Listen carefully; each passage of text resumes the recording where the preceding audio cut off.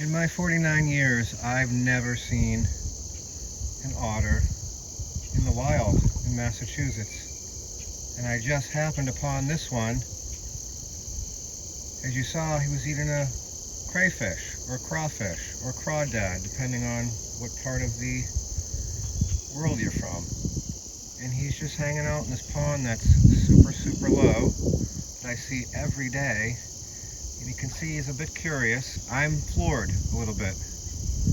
But yeah, one of the coolest things I've ever seen in my 49 years in the wild in Massachusetts. Now, oh, there's two of them. I don't know if you saw that, but there was two there.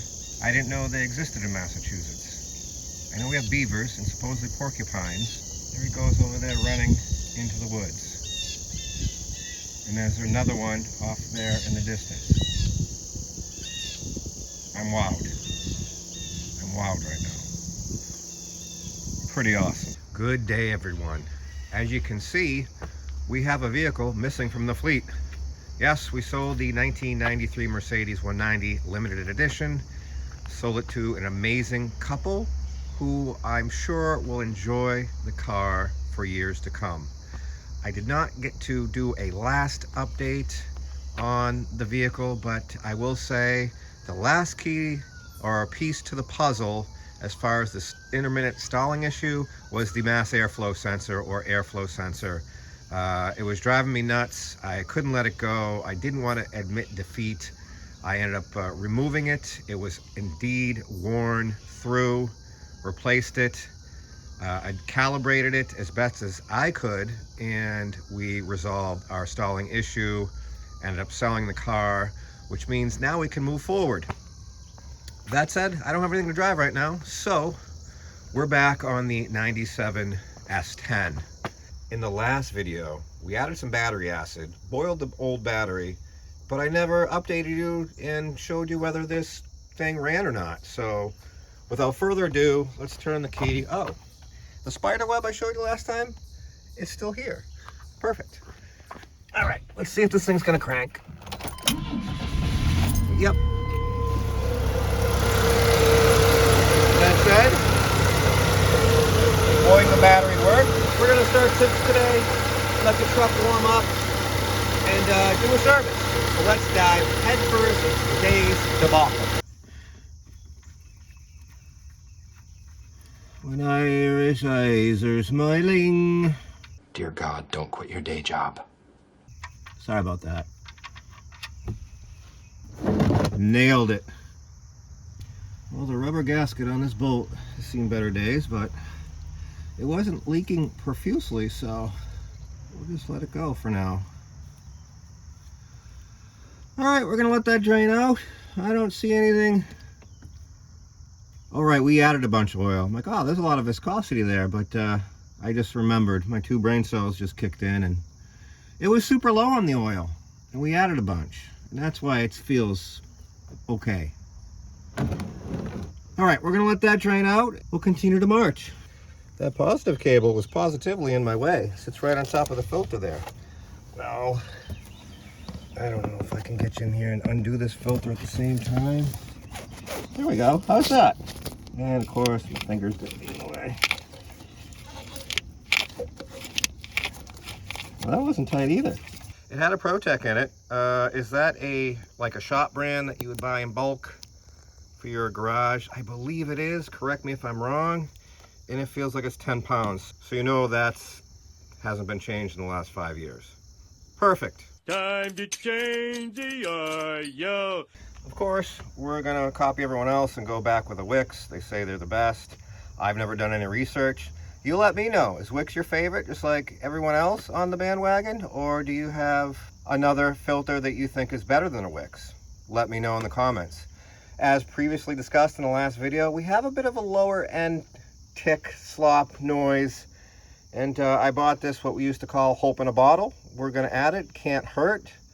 And I also sprung for the uber expensive Mobil 1 full synthetic 530.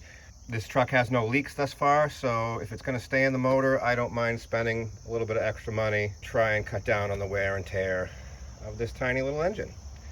let me get all this back together. We'll get it buttoned up. Supposedly it's 4.5 quart capacity, and we'll go from there. Well, we got our engine rebuild in the can, draining into the motor. Let's move on to something else. I noticed this vacuum line that is no longer doing vacuum line things. It's completely mush. We're going to replace on that. This goes to this vacuum canister and then runs along here. Everything runs over here to this clip thing that kind of just plugs into the throttle body housing assembly. I'm not familiar with this 2.2 liter. Never owned one, never worked on one. No idea. Is this, you know, TPS, throttle position sensor? What's this? I don't know. There's two vacuum lines coming into this thing.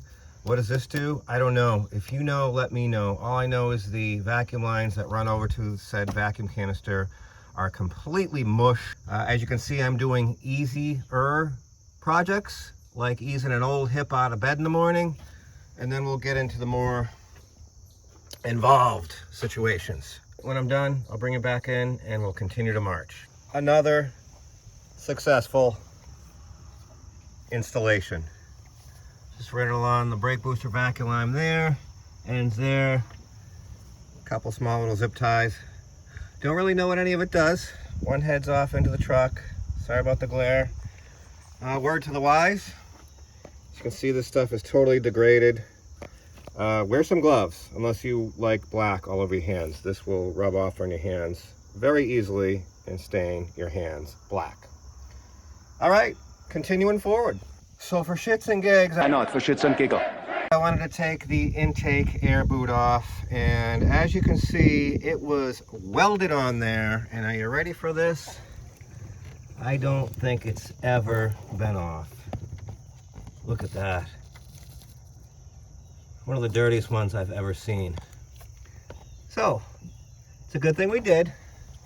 Let me grab the old throttle body intake cleaner. We'll go find a toothbrush, and we'll try and make that a little bit better. Alrighty, much better, much better. I'm gonna take a little plumber's grease, go on the inside of the lip of that intake boot, so if we ever needed to get it back off, it'll come off. I just noticed in my pile of treats here that right here is a fuel filter. So we need to do that. Might as well get it over with. So I got it soaking in PB Blast because you can see it's been a long time since it's been done. As I'm absolutely struggling to break this free on the left side, I got the plastic liners put on the right side. None of it matters, because as I'm wrestling with this, I come back here and see how wet it is? Oh, perfect. We have a weepy fuel line in the old plastic clip. So that has quickly shut us down. You shitting me? You can see it looks like it comes off the tank with clips. And so I'm gonna see if they sell the fuel line or if we're making another fuel line. Okay, so now that we're dead in the water with fuel, I'll get it ordered. Before I ramble, we have an ABS and brake light. If you remember from the last video, you can see someone's replaced brake lines. The pedal is super spongy. I have never had these tires off before. So let's get these tires pulled, do a brake inspection, see if we can crack the bleeders. I'm hoping that the spongy pedal is just air and the brake light is just air in the system. And let's try and bleed it and see what kind of results we get. I was able to remove all 4 tires. As you can see here, we got about a 1/4 inch material, and it's the same inboard, outboard, driver's side, passenger side, all the same. There's quite a wave in the rotors on both sides, and we're not going to do anything to them. We're just letting the bleeder soak, and we'll run those right into the ground. Because time and money. As far as the rears go, much better shape. They're newer. Of course, I blew all this stuff off. A couple whacks, the drums came right off. So we have plenty of time with these. No leaking, what am I trying to say, wheel. I don't know, this thing here, not leaking on both sides.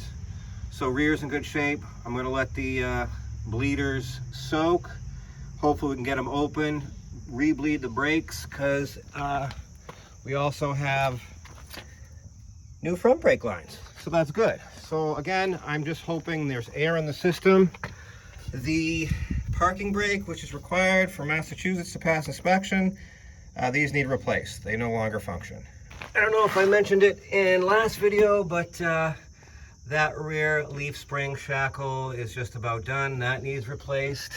Luckily, they replaced passenger side. I got no license plate light there. It's not the bulb, it's the socket. It is corroded. We'll try and uncorrode it. I know that's not a word, but you know what I mean.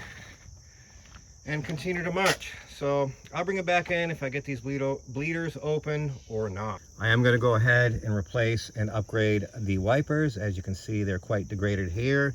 Penny, for your thoughts on the price of wiper blades? I'm particular to the winter wipers, but the price, there's no such thing as a cheap windshield wiper anymore. It is absolutely insane what they're getting for these. If you know why, let me know. Vendors, start your gouging. So I was able to crack both bleeders, and with the help of my friend here holding the brake pedal down, proceeded to see zero fluid come out. And with pedal down, the rear brakes were doing absolutely nothing. I then looked this way and noticed a new puddle.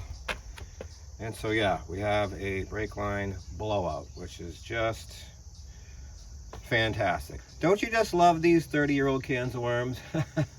Big sigh, all the sarcasm. Do I detect a note of sarcasm? So, it's hard to see because the rug is sitting on it because we have no floor pan on the driver's side. So I think next what we're gonna do is put the seat back and pull this trim and try and peel the rug back a bit, expose that floor pan, because I gotta make a decision on whether we just throw, you know, a road sign in here. If you look up floor pan for 97 extended cab, there is no option for driver's side, passenger side, you know, and rear. You end up replacing the entire floor. That's the only option I could find. I did see one for 93, and so I have it saved in my eBay watch list. We're going to peel this back, take some measurements, compare it to the 93 one. That is $65. People are asking $40 to $50 for a road sign on Marketplace, and then make a decision. Making progress. And look, we can finally retire. Look at all this coinage. Let me tell you, this is a groin-grabbingly good time. How about groin-grabbingly transcendent? Let me get this cleaned up and we'll peel another layer and bring it back in. All right, well, everything's fine. Everything's just peachy ducky, you know. Well, here's our problem area for our brakes. There's a union there, so that's good.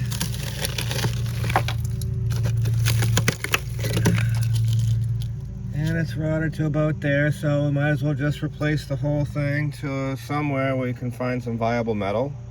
It's pretty good there. And yeah, this is the floor we got to replace. I pulled the seat, obviously. So yeah, fuel lines run right underneath everything, which is perfect for cutting old metal out. I did go ahead and look at the 93 floor pan I had saved on eBay, and it looks like it's an exact fit. It's this, let me pan back a little bit here. It's that exact shape. I'll show it to you when I get it. Still got to order it. Anywho, hows and ways, you see what I'm up against.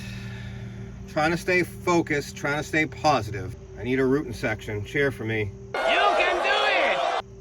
Because it's just a Chevy S10, and I just came to, I want to put all this money into this truck that I really don't like that much. But can I replace? This truck was free. You know what I mean? It's free.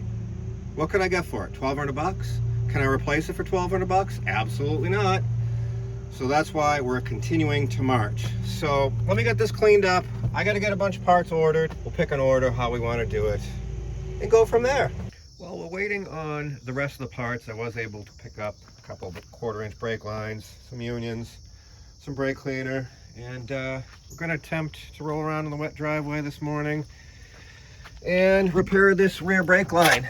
Now, my two brain cells have been thinking about this overnight, how to do this, and I thought about releasing, as you're looking there, that outside line is our brake line. It runs up there. You can kind of see it through there. I thought about undoing it at this end and dragging it forward and then putting a union here. But as you can see, it goes from really bad to really good. So now what I think I'm gonna do is just inspect this the whole way. It usually fails in the clips. If you know why this floor pan failed, did someone just leave the window open for 5 years? The passenger side floor pan is mint. There's nothing wrong with it. But as you can see here, this one completely failed. Do you know how or why the water got in here or whatever and just completely disintegrated this side? If you're a fan of these and have had these and know way more than I do. Again, I've never owned one of these. I don't really remember working on them. I'm sure I did. Also, if you know an aftermarket paint that matches this, if you could tell me which Chevy green this is, as discussed in the previous video, the paint code in the glove box is worn off, and I'm now, you know, $60, $70 in a couple aftermarket paints that do not match at all, and it kind of drives me crazy, my OCD brain. So if you know an aftermarket paint that comes in a can that I can buy that matches a lot better than this darker color, please let me know. Mention it in the comments. All right, before I start to ramble, oh, also the front part of the brake line comes off the ABS motor here. I think what I'm going to do is undo it there.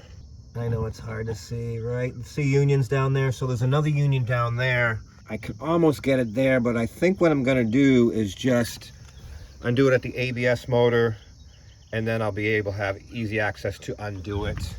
Leave it loose, so when we figure out our piece, as long as this one's good all the way, we'll reuse it. We'll cut it somewhere in here. Run a piece from here. There's a small piece of that other union. We'll get rid of that, and hopefully it's as easy as it sounds. I remember I saved this large piece of cardboard, which is a lifesaver right now, as the driveway is soaking wet. I did go ahead and inspect. Popped all the rear brake line out of the clips. You can see there's just some surface rust. If you can see down there, the cut one, it's obviously been replaced before. We got our weapons of choice. Wish me luck. I'll bring it back in when I get something done. No, I'm not protecting the awesome fender. It was just soaking wet. Also, the line, I did get cracked, but it's extremely difficult to get in there with this sensor right in the way. I'm not about to pull it, but it is coming. It's just, albeit, very slow. So that's good. As you can see, with the upper line removed from the ABS motor, it's much easier to gain access to remove this last piece of rotted brake line. If you can tell me why nothing really fits this union correctly, it's 9/16, 14, 13, nothing works. It's all loose no matter what. If you know why that is, let me know in the comments. I had no idea I had this in stock. It says 5/16 to 1.1 inch, but I was able to do it 1/4 inch and it worked. So they want like $35 on Amazon for one of these smaller types versions. So that's just fantastic news. It's just detrimental to get into these tight spaces. Obviously this was the larger variety, which I didn't need, but it definitely worked better than the old style, which I couldn't even get in there. So it's gonna be a great day. So I explained how to use this Lyle brake flare tool in the, what was it? The 86 Ford F350 6.9 diesel. So if you'd like to know, go check that out. It's super mic proof. So because I'm extremely hurried all the time, extremely high strung, and at my age, extremely forgetful, you think I would have went ahead and put the fitting on first. Of course not. My stupidity has no bounds. You're the town dumbass. All right, take two. Let me try again. Much, much better. Okay, I just need now a measurement from our line off the ABS motor, which I have loosely in place. Cloth tape would probably work better in this situation, but I don't have one. So we got approximately 29.5. That's what I'm going to go with. They didn't have any 30s in stock. A 30 would have been close to perfect and I would have run it. They only had 40s, 60s, and I forget what other side. So let me get that new brake line cut up, installed, and we'll go from there. Alrighty, this is what I came up with. We got our union there. I did not want to go back on top of the frame. That's why it rotted out, because it was sitting with all the rot and debris and salt and whatnot. And it just comes up here. I do not want to go back in that holder. It is off the frame. It's not rubbing anywhere. I'm out of heavy duty zip ties. I gotta get some. I just had these dinky Toys R Us ones. And there it is. Again, it's not hitting the frame. I was able to put this clamp back on that was actually sitting on the frame down the bottom. Everything's tight. Let's add fluid, see how many leaks we have. I don't know if you can see there, but we are getting fluid out of passenger rear, so that's good. I wasn't getting anything at first, closed off, well, didn't close the master, pumped it and it geysered. How come some masters geyser and some don't? If you know, let me know. Closed it off then after cleaning up, hit the pedal once, then opened the bleeder, and we started to get fluid to come out. Unfortunately, I can't use my wooden friend because we no longer have a seat to prop it up against, so I'll have to wait for an extra foot to bleed the brakes. While waiting on parts, I decided to go ahead and remove the section of fuel line I ordered. It is in an awful spot right behind the filler neck there. I know you can't see down in there. The new line does come with the flex line that goes to the tank, but I do not want to drop said tank. So, with a lot of cursing and a little patience, I was able to work it out. It did take the O-ring with it, not a big deal. We can put it back in. Here was our weak point that was in the clip that was rotted. Here's our Fram 8068 219 fuel filter, probably from 1999, with the welded together fitting. So as soon as we get another pile of parts in, we'll give it round 3, 4, 3, I think. So after like 2 months, I finally get to see what the spider was making this web. Times there are spiders and little creepy crawly things, and they'll... Kind of cool. Sorry about the sun glare. Alrighty, well, a box of parts just arrived, so let's get it unwrapped, see what we got, and see what we're going to do first. Alright, well, we got one rear leaf spring shackle. Definitely not looking forward to that. In my experience, those never come off easy. The bushings get frozen to the bolts, and yeah, so usually, you know, torches involved. We got e-brake cables. Definitely not looking forward to those, because then we're going to take the shoe, at least one side of the shoes apart. And we have fuel line. And of course, there's a helicopter going by, making a ton of noise. So that's good. So that said, you know what we're going for. We're going to go with fuel line. It does appear to be correct. We're going to remove this flex line and go back with this stuff, because if I try and add this, we have to drop the tank. And I do not want to do that. As you can see there, I was able to clip the line back into the old flex line, and it took a little bit of gumption, but we got it to go. Now we're just going to use a ton of anti-seize on the male end of the threaded fitting to put our fuel filter back on, plug that in, and job done. New fuel feed line and filter installed. I have battery reconnected. Let's flip the key, should prime the system with fuel, and see if we have any leaks.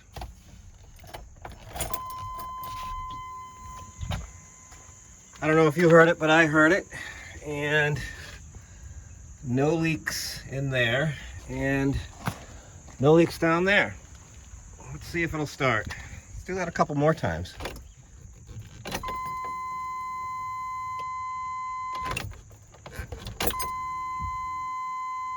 I don't know if you can hear that, the sound changed. See if it'll start. There it is. That's fantastic. I'm going to take the computer a little bit to go through its checks and balances as we had the battery undone. And so far, as you can see, the ground is dry.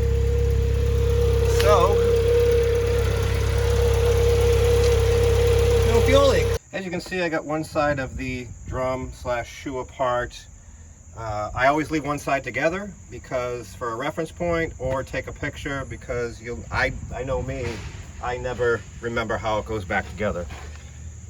This pin's seen way better days. It's on its last leg, so that's good. And the e-brake cable, while I'm used to this little arm, hold on, let me back up. While I'm used to this arm here, I'm not used to this clip-on spring setup. I've never seen this style before, so let me figure this out, get this unclipped, get the cable out, which just sneaks through the backing plate there with some tangs. You just compress those and sneak that out, and then it just runs up to there. I forget how it clips in up there. We'll figure it out. Once I get it out, we'll compare it with the new one, and hopefully the new one is the same as the old one, and we'll just reverse it and put it back together. It quickly came back to me how not fun these are to do. So the first step is to get the cable out of the arm here. But you got to keep in mind, you have a tension spring behind it. So you then have to pull the spring back, hold it, while trying to remove the cable from there. They do make a fancy tool. Quite obviously, even most casual observer, I don't have it. But I was able to muscle it out of there. I've never seen this crazy clip design either. Then you get the pleasure of trying to get these 3 tangs pressed back so you can then get it out of the backing plate there. But wait, there's more fun. Then you come up here and you have this little, I don't even know what you call it, but the cable sits inside this bracket and it's pinched in here so it has a stop. And these are always a nightmare to get out. This is what I came up with. 1 clamp to hold said bracket holder, no idea what it's called, and then a clamp behind that to keep it from moving. Then I just took a nail set and a hammer and was able to drive the cable out of its little home there, and there it is. All right, now again, one last final step. We got some more tangs to clip back and get it out of this fancy dandy holder that holds both cables, that makes it all work. And we'll then be able to compare and see if we have the right cable to go back in. I cannot tell a lie. That was bloody awful. It was a bloody awful business. A bloody awful business. It was not fun. It was hours of fighting. It's been a long time since I did these, and when I tried to look up, you know, process, procedure, step 1 to 10, everyone was doing disc brakes. No one likes drum brakes, and I know why. I guess my best advice is remove both old cables if you're replacing both, because your adjustment's all in the passenger side. And I was fighting, I started with driver's side and I was fighting the spring tension because how it was adjusted on passenger side. So once I figured out remove passenger side, it all worked out. Also, you know, everyone hates drum brakes. I don't have brake tools. Everyone's like, you don't need brake tools. I had them at the garage and they were awesome. Not having, you know, growing up on those and not having them now, these were a nightmare to put back together. They're rotted. I should have just brought a hardware kit, but I'm cheap. So we have parking brakes. They do work. And if you can hear the non-excitement in my voice, it's because I tried to bleed the rear brakes after doing the brake line the other day, and we're getting very little fluid and the pistons are not moving on the wheel cylinders. Either side, they're doing nothing. So I'm assuming we have, at the very least, a collapsed hose, and we're not getting full fluid, and or we have frozen wheel cylinders, or all of the above. It is late, I'm exhausted, there's been a lot of cursing going on, so we're gonna leave it alone till tomorrow. Progress report, I got updates. As you can see, I got all this disassembled, but more importantly, the line that goes from the ABS motor to here, there is zero fluid coming out. Long story short, inside the ABS motor module, there is a pressure regulating valve. So when you blow a rear brake line, something in the ABS module senses that and closes a valve off to the rear brakes, not allowing fluid to send back and therefore leak out. The problem is, once you're full of air, the module, or the pressure regulating valve rather, doesn't reset, doesn't open back up. So I found a forum online, thank God. So procedure is to get a vacuum pump, and this person went on 5 different places in the vehicle, starting with, you know, master cylinder, working your way back. I don't think I'm going to do that. Front brakes work. So I think I'm going to start at the main line from the ABS motor, make sure we're getting fluid out of there, put all this back together, and then go to the bleeders on the wheel cylinders. And then after that, we had a little bit of fluid coming out when I was bleeding it, so that's a good sign. So once you vacuum bleed everything, I guess there's a procedure on these. You go to a regular bleeding procedure, but when you do it, you depress the pedal very, very slowly, open the bleeder, let the air come out, close the bleeder, and then very, very slowly raise the pedal back up. Then you're supposed to wait 15 seconds and repeat the procedure. I think from what I read, it's long and tedious, and after about 20 tries, you'll start to get a pedal. And then what you do, the lights don't go off, the ABS and brake light, which we do have. You go find a gravel road, or, you know, in our case, we have a field. You activate the ABS motor by going into a skid, and that should shut the lights off and make everything happy. If you're familiar with this, let me know. We're gonna try it, and we'll go from there. Wish me luck. On a side note, I did have to buy the vacuum bleeder kit from O'Reilly's. This is the hand pump one. I really wanted the air one, but O'Reilly's, this one was 40 bucks, which I could live with. The air one was $229, which I could not live with. Amazon has the air, you know, compressed air one for 60 bucks. I just didn't want to wait. If you think O'Reilly's is expensive, let me know. I think their prices are up there compared to other places, and especially online. But anyways, back to work. All right, so that fitting that's supposed to go on my bleeder barely got on there. I just struggled to get on there. I would call this, I haven't looked yet, but cheap Chinese junk. I really should have opted for the Amazon compressed air version, but I don't know if you can see there. Oh yeah, we are getting fluid and some air. Not sure how long we're supposed to do it for. Probably till my hand falls off. So I'm just going to keep going. Doesn't really actually build any vacuum, but it is pulling fluid and air through, so I'll take it as a positive.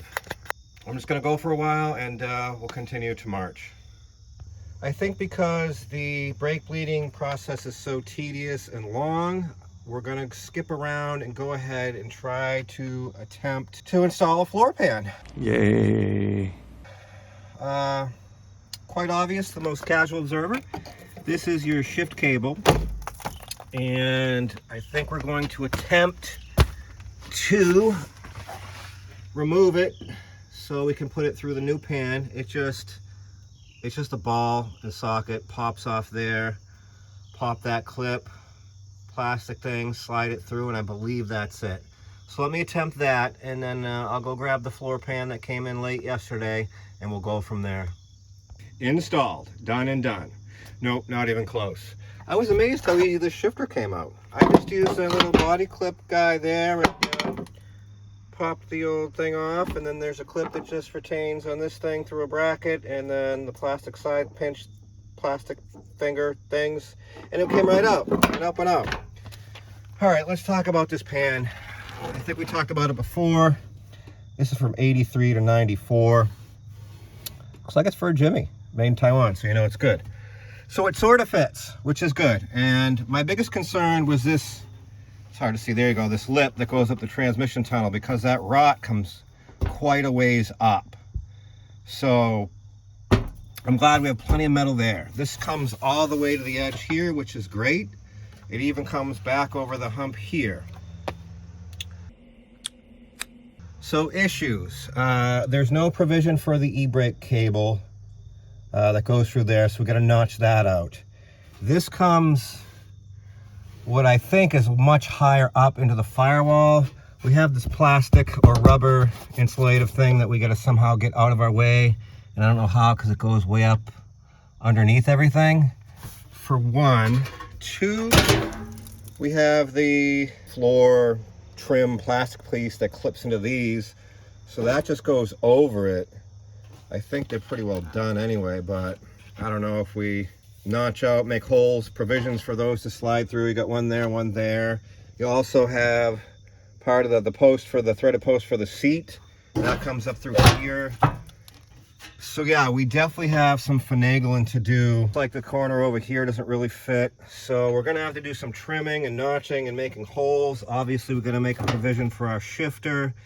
It's way bigger than the hole that we have, so we're gonna have to mark that out and try and make that work. So yeah, let me get a game plan. Don't know why this kind of curves over like that instead of, you know, just a straight line. But again, this is for 83 to 94.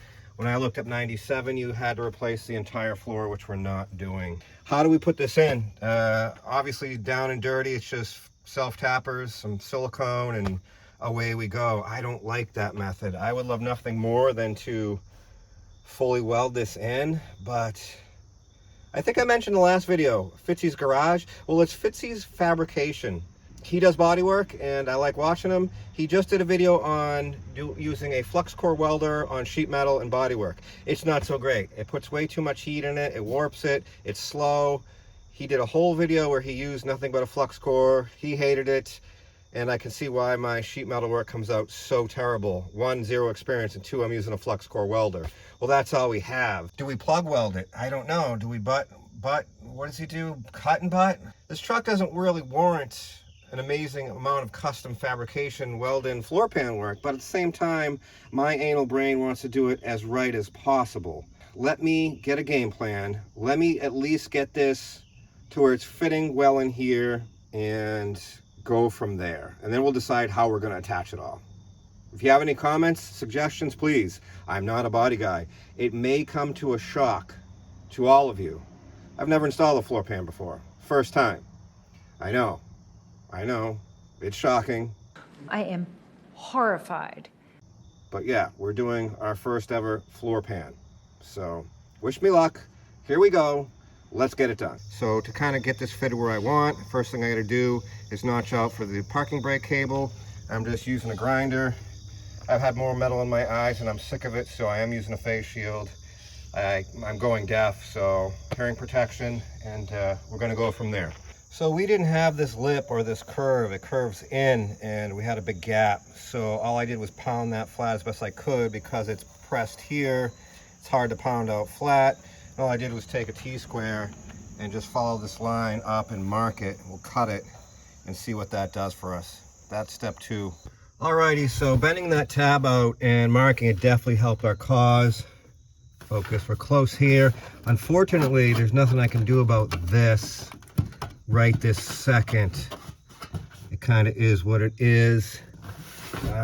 You see we have a stamping in the old one here, but not in the new. Not sure how I'm gonna address that. If anything, this thing still needs to go forward to get this to sit down and in, which I can do. I'll have to take more out of this e-brake cable, and also at that far corner, that's where it's hitting the firewall. So I might have to nip that corner and try and bring this a little more forward. Because if you look underneath, while we're close to the original floor here, you come underneath and let's see if I can get you in there. See, there's the new and the old. We've got like 2-inch gaps, so it's got to come way down. I think what I decided I'm going to do is plug weld. I think that's legal. That will work with our flux core welder better than, you know, doing a whole seam. We'll just do seam seal on top afterwards, and I'll be happy with that. But first we got to get it to fit. Obviously, before we do anything, we're going to cut out. I don't know how much you're supposed to overlap when you plug weld. I would say at least 1.5 inches, 2 inches. But obviously we're going to come in here and hit it with some rust converter and hit it with some paint before we cover this back up. So from like this point all the way forward, we're touching the old floor and we're good. We're still tight in this corner. The biggest issue is over here. This corner is nowhere close. You can see the stamping here is not even close to that. You got a divot here, not a big deal, low point to high point. But I think our biggest problem is we're still a couple inches up from the old floor here, and I think it's all in this corner. And I'm not sure how to address it. I think what I have to do is cut this up and potentially this up, and then, you know, slam it home, and then we'll weld this back in and weld this back in. But I'm not sure. And we also got this stamping that's not with here. We might have to do, you know, cut it here, I would assume, and then work around that. I don't have the technology to kind of, I guess we could beat the crap out of it, but then it's going to mess everything else up because we're pulling off of, you know, we're going to pull this corner forward. So I think we're better off cutting it there and welding it. But I'm not sure because I don't really know what I'm doing. All right, well, I just went to cutting, and here it is. I knew I couldn't cut into this corner because then we'd lose our structural integrity, but then you look down here and structural integrity has almost left the building. Pretty awful.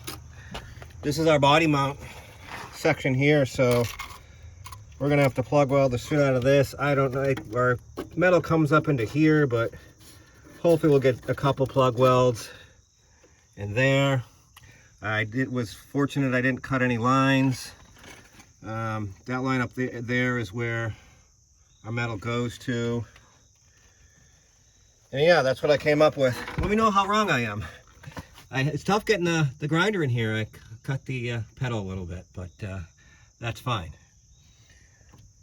So yeah, I even remembered to, before I cut this out, I remembered to mark our transmission cable mount hole from the bottom. 2 brain cells working in unison right now. This is where it's hitting where I can't push the floor pan down over the corner. I really don't want to massage the metal in the truck as it's fairly well rotted. So what I think I'm going to do is take this ball peen hammer and try and massage it out before we slice and dice. I really rather not put any more cuts in this. I don't know that's going to work. When we stretch the metal, it's going to kind of change all this corner, but I think it's worth a shot. So let me start beating on this and see if we can kind of move this out to go over that corner, which is kind of the last thing holding us up. Alrighty, well, there was no way to massage this corner to make it fit. The corners just do not match up at all. So we just slice this open. Obviously it moves. We'll have to cut around the seat stud, and then we'll just kind of, I think, massage this as we weld, and try and get it to fit as best as possible, and just plug weld the crap out of it. We started making a hole for our transmission shift cable. As you can see, we're nice and tight along here. We're nice and tight along here. So the big problem is right here up front. The pan is just completely different than the actual truck, and I don't know how to manipulate the front part of it here. I know it's tough to kind of see, but we got massive gap basically right there. That is the last obstacle to try and start, you know, grinding all the metal and getting this fit in place and start welding. As you can see, we got all our holes drilled to be plugged. Not sure what size you're supposed to do or how far apart. I just went with the sharpest drill bit and where there was viable metal to weld to. I started to weld the seams that we cut up, and you know, my welding's terrible, but that's fine. It's sticking. But more importantly, we ran out of wire, and the stupid cheap-ass welding helmet is still intermittently auto-darkening. So that kind of shuts us down for a minute. Got to order some wire. Got to get a new helmet with replaceable battery. This has a non-replaceable battery, so we're going to get one that we can actually change the batteries when it goes down. So as soon as that stuff comes in, we'll continue to march. As you can see, we got all the metal cleaned up, ready to go. This area here obviously really scares all of us because there is not much left.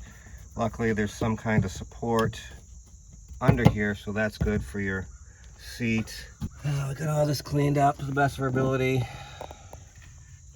Up in there, along here. I can't find my rust converter. I was gonna go ahead and do some rust converter in here, but I have seemed to misplace it. So if I find it, I'll do it. It's expensive, rust converter nowadays. Well, everything is, but if not, we'll just spritz some paint in here just to slow the rust down a skosh. Alrighty, we got materials ordered. Have you ever misplaced something that you swear you still had and you looked 3 times everywhere, still can't find it? Well, that rust converter is driving me nuts. I swear I still had it. I know I used it on the Mercedes, and I don't believe I used the whole bottle, but I can't 100% verify that. I've looked for 15 minutes now, can't find it. It's driving me crazy. Do you have those occurrences? Does this happen to you, or is it just my OCD crazy brain? However, we're still not out of the game because we have leaf spring shackle to do here on driver's side. I believe I've showed it already. As you can see here, it is thoroughly rotted and about to leave the chat. So, I remember these not being fun at all because the bolt welds itself inside that bushing, and they're almost impossible to get out. So let's see what we can do and go from there. As predicted, both bolts are frozen in the metal/rubber bushings. The good news is the new one comes with bolts and the upper bushing. The bad news is we got to get those out somehow. I don't have an air hammer and I don't have a powerful compressor. I do, however, have some MAP gas and some WD-40. And we'll just heat that bolt up, both of them, and see if we can get something to happen. All right, when something does happen, I will surely and gladly bring you back in. Okay, so what I've done here is cut the head off the bolt. And what I'm going to do is, or what I did rather, is put washers on there to create a bushing or spacer. And I got the nut on that side, and we're going to try and basically pull what's left of the bolt through the frozen situation here. Obviously it's not going to spin because it's frozen. We're basically trying to press it out. This is not my idea. I had to watch a video because I don't have an air hammer. I don't want to melt the bushing and have to put new bushing in here. So I saw this on the YouTube. I thought it was a fantastic idea. We're going to give it a try. Wish me luck. So the press method worked. I did have to cut a bushing out of a pipe, and this thing needed to be pressed out the entire way. It never loosened up, and I even used the old shackle as spacers. I needed all the spacers, and one down. Unfortunately, I'm out of cutoff wheels, and the Sawzall with the metal blade just instantly smokes the blade. So as far as I got, halfway through, so I'm gonna search for something and try and get that cut off and rinse and repeat. Rinse and repeat. Always repeat. Alrighty, the top bolt has other plans. The rubber bushing is spinning in the inside the bushing holder. Sure. You can see I was able to get underneath the lip of the metal part, the casing, the metal casing of the bushing, using this flat chisel and hammer. I sacrificed a oil filter and oil filter socket, and what I'm going to try and do, oh, it's not going to work. Oh, we don't have enough threads exposed. I was trying to fit over the bushing and through here to try and press it out. I know that the thing spins, but you got to put a lot of pressure on it to spin. So even if I could get that metal jacket to move a little bit, I was going to be excited for it. All right, let me come up with a new plan, and then I'll bring it back in when something else goes wrong. As you can see, I was able to get this work. I just beat the top of that down with a hammer until I could get the nut on, and it did pull out, but it pulled the metal bushing with it. But more importantly, is it more important or more importantly? You let me know. English class was a long time ago. Flunked out of elementary school. I was able to then, I said, what if I got some clamps, and I took that back off, took this, oh Lord, it's been a long day, I'm wore out. I was able to put that back over that part of the bushing, and then took the socket, which fit perfectly on the other side of the bushing, and then I was able to clamp the whole thing and use the old woodworking wooden clamp as a press. Now, did it press it out? No, I forced it until this thing was about to snap.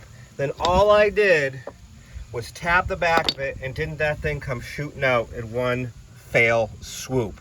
Wish I got it on camera, but I was too lazy, and I've been super frustrated. I mean, we're hours into trying to get these 2 bolts out, but success. Great success story. And there it is, 1 installed shackle. On a scale of 1 to 10, a fun level, it was a 0. It was awful. Hours.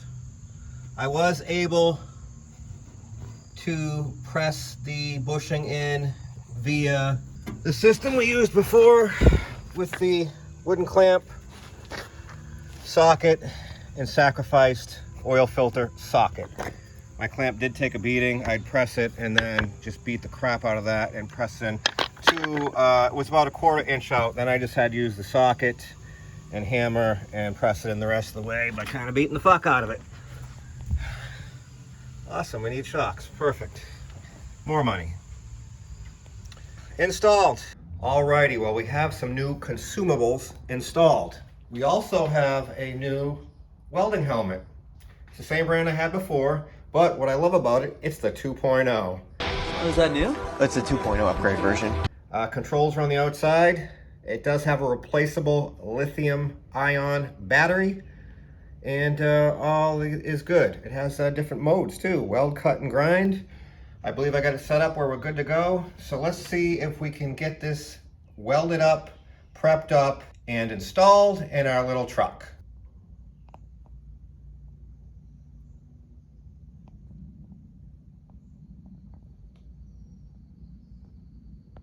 I didn't go crazy with the grinder because who cares? You're never gonna see this and remember what this is for, a 97 S10. Oh, you stinking Chevy! I think I can paint this from underneath, so I'm gonna wait to do that. Let's get this back in the truck. Oh, I also went ahead and on both sides just went around the holes to, you know, burn less and smoke less paint when we go to weld this in. For the most part, I'm happy with it. These welded corners actually ended up fitting really nice into here and here. It did drop, and you can see we're kind of area I think I pointed out earlier that I was nervous about.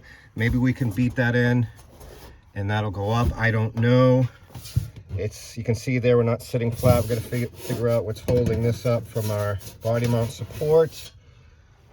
We are going to have to, you know, manipulate stuff where this divot is. I'll jam this in here with a hammer. We're gonna have to manipulate the whole thing. And just pick a corner to start and then just work our way around and beat it down and get it good enough. All right, let me see what kind of trouble I can get into. If something interesting happens, I'll bring it back in. If not, we're just gonna try and get it done. I did also go ahead and spritz some paint in here while we have this nice open access hole, just to try and slow the rust down, even if for a minute. Progress report, I got updates. So you can see I'm just tacking here and there, and keep in mind, I'm not a professional, anything, and I do have a flux core welder, which just doesn't seem to make nice welds, no matter what you do. I just tacked that. I don't think I just welded all the way up. Tacked it there where I forgot a hole, and we're just, you know, slowly moving along. Very slowly, because the flux core is also very slow. The one thing I do love about the flux core versus the MIG that I don't really remember back in the day, that tip, focus, it never gets clogged. Where the MIG welder used to get stuck and clogged and you'd have to replace that tip a million times. Okay, the reason I brought you in, I got some up here. As we're welding this in, we got some whoops there that we're gonna have to address. It's picking the front way, way, way up. That's gotta come way down. So I think before I go any further, we got to get this front to come down and tack it up front before we really start to lose it. And I think I have a solution, so I'll bring it back when I figure it out. I was able to grab a 100-pound plate and throw it in here, and that definitely brought the pan down. The biggest fitment problem with this aftermarket pan is right in there. You can see it just does not follow our curvature of our wheel well and firewall. I somehow got to try and conform that to that the best I can, but we do have it tacked down in place better. Alrighty, I shit you not, Are you shitting me? No. 4 hours later, and I think I have this welded in. Now you guys can let the comments fly. I'm not a welder, I'm not a body guy. First time floor pan, I plug welded. Let me know what you do. I got a flux core welder, doesn't make nice welds. I don't make nice welds, but here we go. I will say I just tacked in some place. This is before grinding. We are gonna grind a little bit, not much, because you're never gonna see it. I will say what I like most is how tight the new pan is to the old body. We got it to conform pretty nice. Obviously there I could only stretch it so much. We are going to seam seal everything, top side and bottom side. But here you have it. Wherever I made a cut, I then welded back up like there. And the back sides of those are welded. We were able to weld there. Obviously we have quite a bit of rot here, and it is what it is. That was one real problem area. We were able to tie the body mount structure into the pan. We were also able to tie some of the floor pan back in with the wheel well structure, so at least we'll get some support out of our body mount. Obviously this was the other real big problem area as far as rot. Yeah, I could have added metal and made it awesome, but the truck doesn't warrant it. We're just trying to get a sticker and be, I don't know, semi-right. The biggest problem for me, when I got up to here, it really got, you can see there how bad that is. I had to make 2 relief cuts there and stretch it and pry it open just to get it to kind of conform and make it work. Yeah, I know it's real ugly, but the grinder will be our best friend up there. I couldn't tack weld up top. It's just a big seam seal joint up there. It's better than what it was. We're gonna get this semi-grinded up, at least the real high spots. Also, you're looking at the front of the pan. I actually had to make a relief cut in here and bring the existing body to the pan because I still had such a massive gap in the front. Obviously, we're gonna seam seal over here, but the rest of it, as you can see, or maybe not be able to see, let's go back here. The rest of it fit pretty good. We're pretty tight all along there, so not too bad. On a side note, this is my shift cable, and I don't even know how it's still shifting because it's absolutely pooched. But we'll pretend we didn't see that. We might spray some WD-40 on it and just tuck that neatly under the rug once we're done. Please sweep this under the rug before anybody finds out. Alrighty, we're all grinded up as much as I'm going to grind. I should probably go back and miss the umpteen thousands weld spots that I missed. Are we going to? Absolutely not. You know where this pan is going? You guessed it, nowhere. I gotta tell you, I'm pretty impressed with this Ace paint and primer, premium satin enamel black. It goes on thick and even and easily and flows nice. Good job, Ace Hardware. I'm impressed. So there you go. We got a coat of paint on here. I think we're gonna let this dry at least a day before we seam seal. Well, we say that. It'll probably be less than a day. It says 48 hours, but I don't know that I can wait that long. Here's our next project. We got one body bushing out. You can see that bolt broke. We're gonna try and weld a nut on there. See if we can get that bolt out of there. Alrighty, well, we welded a nut on there at super high temp. You can see it melted quick. Put all the heat in it, put a little tack on top, and let's see if it moves. Yeah, it's going. He might just as well blow a gasket. Sorry, I'm trying to do it and hold the camera. Look at that. I did let it cool and let this thing heat soak. Oh, that was my first nut too. It never happens on the first try. It's gonna be a great day. All right, I'm gonna put you down and finish taking this out. Oh, that's fantastic. Well, it was a great day until it wasn't. I think we snapped the actual stud. The top of the threads must be really, really corroded. I kept going back and forth, back and forth, back and forth, dousing it in, lubricant. We got that far out and then snap. So let me try my second nut and see what happens. I made an executive decision to go ahead and grab the impact as both my shoulders are just about disintegrated from wrenching on this for the past 5 days. And it paid off. Just kept going back and forth, back and forth, back and forth. See, the threads are pretty corroded. We didn't kill the threads there, so that's fantastic news. Another one checked off the list. A couple of other noteworthy mentions. When I did passenger side body mount bushing, I was able to get the bolt out, but it did break the weld of the fixed nut in there, so I just put a couple tacks to affix that. Also, for whatever reason, the weep hole on this muffler was making it exceedingly loud. So we gave that a quick little dab of glue there, and hopefully that makes that a little bit quieter. I started spraying rust converter everywhere on the underside with this Seymour rust converter, Seymour butts. And I gotta say, I'm impressed. A little goes a long way, goes on pretty thick, and especially, you know, at welds and where, you know, joints, welded joints and parts come together, especially on this driver's side. These boxes where this was very heavily rotted and obviously moist. Preventative maintenance, let's call it. Seam sealed, installed. Is it right? It's right enough for this truck. Obviously, it was super hard getting the caulking gun. I bought a caulking type. I don't know if there's any other type, not a body guy. I didn't go ahead and spread it out with my finger and rubber gloves because this stuff is super thick and super gooey, and I knew if I started, it would just make a mess. So we hit all our seams. We're gonna call that good enough. Dries within, or it's paintable within 30 minutes. Because the tube was open and we had extra, we also hit the bottom where we could reach. So able to get up in there, most around the back. And again, good enough for this rig. As previously mentioned, that dent in that door drives me crazy for some reason. Even though the truck's a piece of shit and there's scratches and dents everywhere, it's like a focal point. It's the first thing I see. So I decided, let's try and pop it out. But first, can we talk about the design of this door handle, bezel, trim ring, whatever you want to call it? It is one of the worst I've done tons of cars and taken tons of inner door panels, door cards, depending where you're from. This one is the stupidest thing I've ever seen.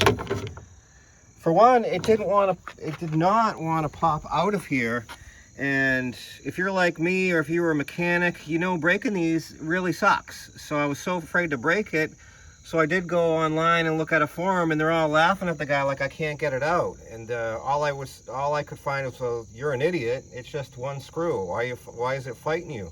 But I shit you not, this thing with these little tabs, I don't know if it's just because old or whatnot, it did not want to come out of that panel. And well, sorry about that. My phone storage said, you're all done, son. That's it, wrap it up, no more storage. So I had the daunting task of then using SSD external hard drive for the first time. It was mic proof, it's a copy and paste situation. But then as I tried to upload all these videos from the phone, the computer decided to make one video the same for two files, like 49 and 50, where they uploaded the same exact video. Well, it took me like an hour to go through it, delete everything, redo it, restart computers, restart phones. It's a nightmare. Hate computers. Does not compute. Does not compute. But very necessary. I'll end my ranting there. No, I won't. This stupid handle is just an awful design. Also, the clip for in here is an awful design. You gotta jam this back as far as you can, and then the clip is inset all the way in front of here. Good luck getting it out. Mine went flying. Luckily I have that roller magnet over there, which found it in the driveway way over there. So I retrieved that. But yeah, you got to line this thing up, the unlock thing with the rod, and it doesn't want to, it is a tight fit. And I don't know if that's just age, but not a fan. That's just a plastic body clip, that screw. Acme, no frills. That's what I always thought of Chevy and GM. It's like kind of like Wile E. Coyote in the Roadrunner. Everything's Acme. Very, very cheap, very generic. Anywho, hows and ways. On the moving onward and upward, we're all painted again. Our seam seal is painted, and I'm liking it. I'm happy with it. For a first time job for this kid, or this old man rather, I'll take it. We painted the underside as well. I'm not sure you really need to see it again, or want to see it for that matter. But yeah, let me put all that back together. Let me see if my shift cable fits. Like I said, it's in rough shape. I think I'm just gonna throw some grease in there. It is what it is. So let me see if that fits, get that reinstalled, and then we'll throw the interior back together. Being the idiot that I am, I totally forgot that we got 99% of that dent out of the door after my rant there. So I just used this rotted piece of bug-infested wood and this hammer, and one whack, it popped 99% of it out. You see we have a tiny dimple there, but that's a massive improvement. Like it never happened. I didn't even break any trim or seat trim, and I didn't lose anything. Well, in summation, first time floor pan, that was a shitload of work. I am not gonna lie. Trying to get that to fit, you know, new into old never really works out, whether it's carpentry or, you know, mechanical, autos, trucks. That was a workout. I'm very happy with the results, and it's a massive, massive improvement of what was there. Continuing forward, we have third brake light out, a license plate bulb out, right turn signal out. I'm going to tackle those. If it's anything other than bulbs, I'll bring you back in. If you want to have a good laugh on me, as you can see, this is our spare tire hold up contraption. Now, every one I've ever seen has this tube that leads down to here, and down at this box, this cable box, there's a notch in here that fits the jack rod in, and then you lower your tire. Now, the ones I've seen all had that design. 99% of the time they're frozen. You got to cut the thing and that's it, all done. So I looked at this one and I'm like, why is it crushed? How did someone crush this? And as you can see by my marks, I tried to uncrush it. I jammed a round file in there and I'm trying to open it up. I'm heating the thing with MAP gas. I'm melting, you know, the loom on the wires by accident, had to retape those. And all of a sudden I noticed it turned like this. And then I decided to keep turning it. And as you can see there, the turning action, and obviously you already know the pin, turns the whole thing. And someone did it right by, they just bathed it in grease. I added some more grease, and then I removed that pin, had to unjam my file, and just laughed at myself. So that crimp is supposed to be there. So you just jam whatever in there and turn the thing, and it lowers the spare tire. Oh, it's funny when you don't see it, you just don't know. If you look at that rotted, rusty thing, it looks like someone crushed it. Well, there's a new one. So, good laugh on that.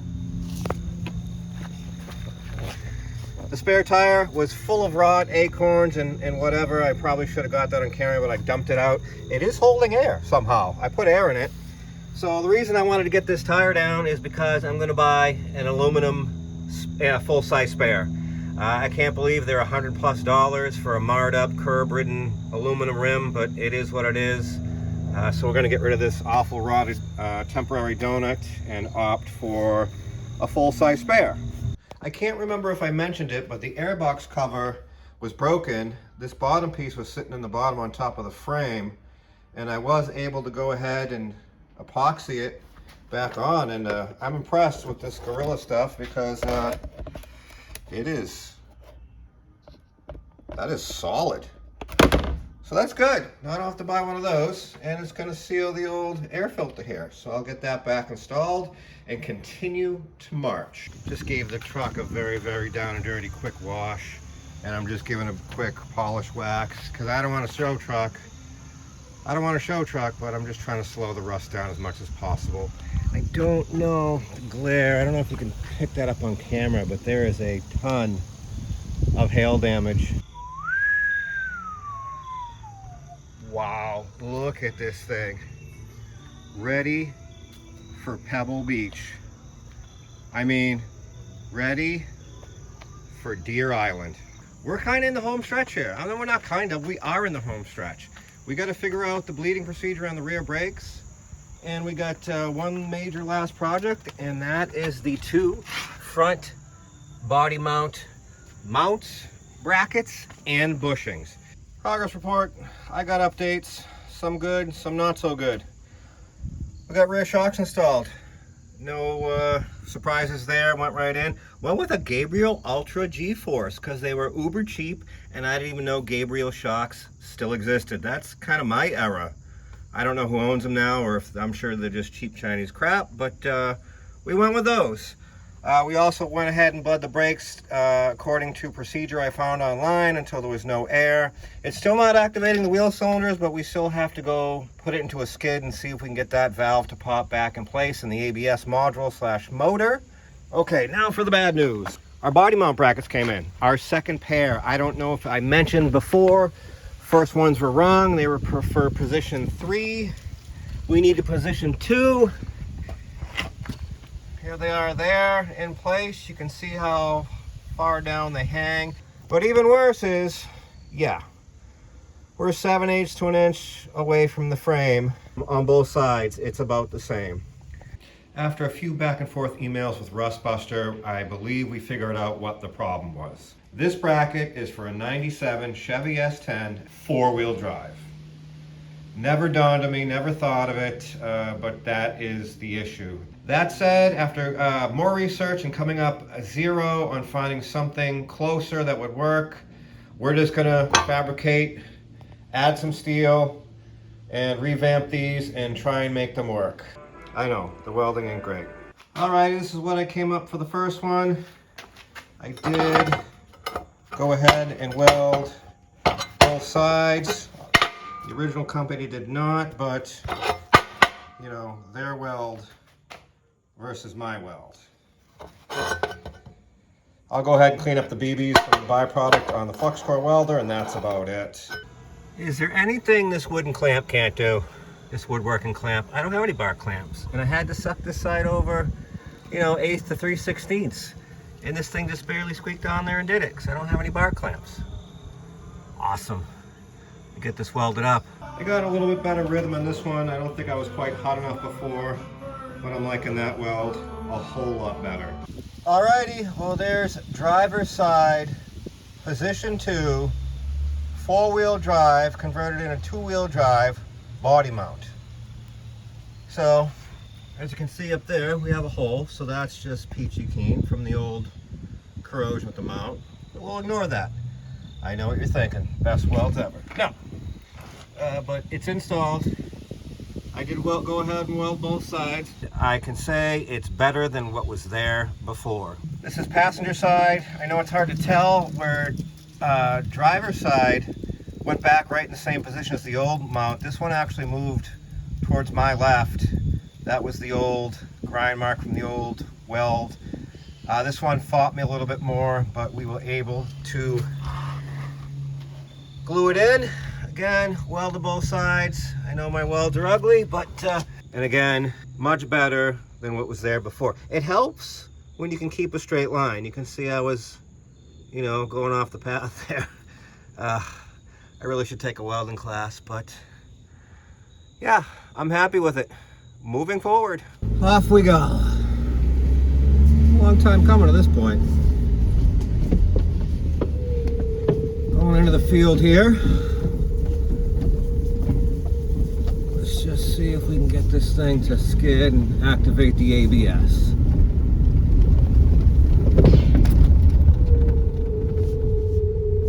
Well, we definitely went into a skid and the ABS motor did nothing. I went into a skid, ABS motor doesn't care. This is where we're at. I wanted to check tone ring, see if we had a broken one, sensor, wire, sensor itself, see if anything was amiss. and it's not. Bearings are good, tone rings are good, both sides. I've already checked driver's side. We still have ABS brake light on. My cheapo scan tool, even though it has an ABS option, still won't communicate with it. I did, however, figure out how to manually turn the brake light off for inspection. It's this guy here, so we know. I unplugged everything off this ABS motor. Both lights went out. This one, funny enough, makes the ABS go on. Don't know what it does. If you know, let me know. This one makes the brake light go on and off. So all our ABS brake light issues are in this motor module. From my research, this isn't a very good system. So I don't mind taking that off for inspection, but I would like to have rear brakes, which we still do not have. So as you can see, we still have ABS brake light on. I was able to go see my friend at his garage. He did put his scan tool on it. Right and left wheel speed sensor codes, ABS module fault code. So yeah, I still can't bleed rear brakes. I tried the procedure twice. Some people say just to gravity bleed it. I tried that. Driver's rear bled for a minute and then nothing came out. Passenger rear bled, gravity bled the entire time, albeit very, very slowly. The video is running long. I believe we're in the hour range where I like to be, so unfortunately I think we're going to stop there. Here's the best part of the whole project. I think I mentioned before it had a cup holder, but it was broken. All the pieces on the bottom are broken. So, used, straight from Canada, cost me 25 bucks plus shipping. Let's see if it fits. It looks like it goes, let's see, this way, and click. Awesome. Alrighty, if there was anything in today's video that you found interesting or liked, please consider subscribing, liking, and especially commenting. Love your comments, need all the advice and help I can get. Next video is going to be back on the box truck, part 2, to try and figure out why it's only running on 2 cylinders. I think that's it. I think that's all I got. As always, thanks for watching. Hope to see you on the next one. 2 brain cells. Thinking there's something else to say. No, there's nothing there. Huh.